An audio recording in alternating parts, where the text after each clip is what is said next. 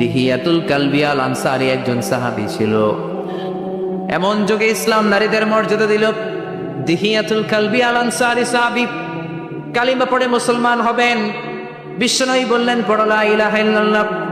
দিহিয়াতুল কালবি বলে, ইয়া রাসূলুল্লাহ, আমার জীবনে আমি এমন বড় অপরাধ করেছি, লা ইলাহা ইল্লাল্লাহ বললে আমার গুনাহ মাফ হবে না। বিশ্বনবী বললেন, দিহিয়া, লা ইলাহা এমন মন্ত্র, এমন বাক্য, এমন কালিমা, এই কালিমা পড়লে জীবনের সব গুনাহ মাফ করে দেয় কে? দিহিয়া চোখের পানি ছেড়ে বললে, ইয়া রাসূলুল্লাহ, এমন গুনাহ আমি করেছি, আমার গুনাহ তো মাফ হবে না আমি জানি। বিশ্বনবী বললেন, তুমি কি গুনাহ করেছো? দিহিয়াতুল কালবি বললেন, ইয়া রাসূলুল্লাহ, ইয়া হাবিবাল্লাহ, আল্লাহ আমাকে 10টা মেয়ে সন্তান দিয়েছে জাহিলি যুগে। 10টা মেয়ে সন্তানকে, কন্যা সন্তানকে আমি নিজ হাতে জামিনের মধ্যে গেড়ে গেড়ে নিহত করেছি। তোরে কন্যা আউযুবিল্লাহ। সর্বশেষ যেই মেয়েটাকে আমি মারলাম, চাঁদের মতো সুন্দর একটা কন্যা সন্তান আমারে দিল।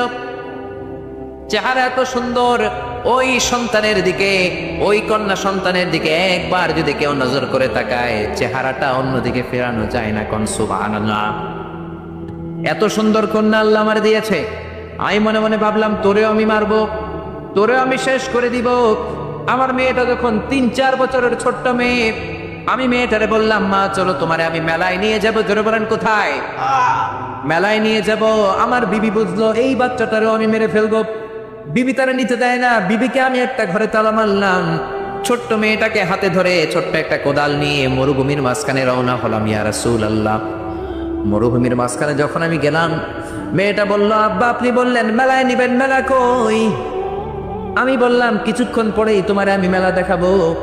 এই কথা বলে মেয়েটারে জীবন্ত কবর দেওয়ার জন্য আমি মরুভূমির বালি খুঁজতে আরম্ভ করলাম, বালি করতে আরম্ভ করলাম। আমি কোদাল দিয়ে বালি সরাচ্ছি, মরুভূমির বাতাসের ধাক্কায় বালুগুলো আমার দাড়ির মধ্যে লাগছিল। ইয়া রাসূলুল্লাহ, আমার 3-4 বছরের চাঁদের টুকরো মেয়েটা আমার দাড়ি থেকে বালুগুলো এরকম ঝেড়ে দিচ্ছিল।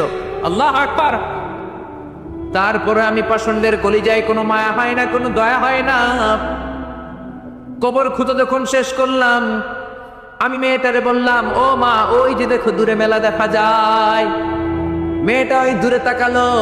মেয়েটা তাকিয়ে আছে। পেছন দিক থেকে এসে আমি পাষণ্ডের মতো আমার মেয়েটার পিঠে একটা জোরে ধাক্কা মেরে ওই খোঁড়া কবরের মধ্যে ফেলে দিলাম।